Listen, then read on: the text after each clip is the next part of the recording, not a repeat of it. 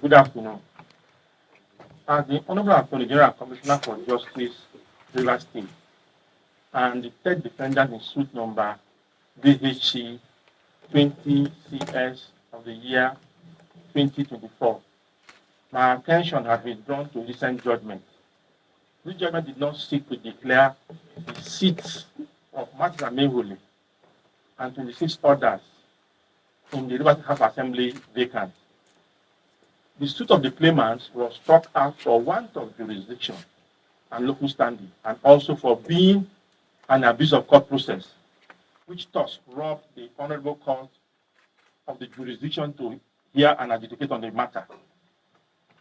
There is the misleading news circulating in social media, print and electronic media, that Martins Amaewhule and 26 others are members of the People's Democratic Party and the Rivers State House of Assembly. As you all know, Martins Amaewhule and 26 others defected from the People's Democratic Party to the All Progressives Congress on the 11th day of December 2023 and stated that much in affidavit evidence deposed to by Martins Amaewhule for himself and on behalf of 26 others in suit number FHC ABJ 1681 CS of the year 2023 before Honorable Justice donaldtrump of the Federal High Court Abuja Division. That suit is still pending in court.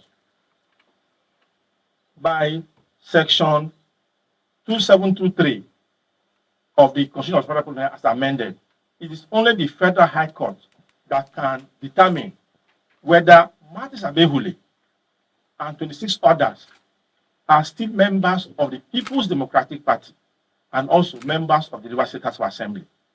This much was held by the trial court.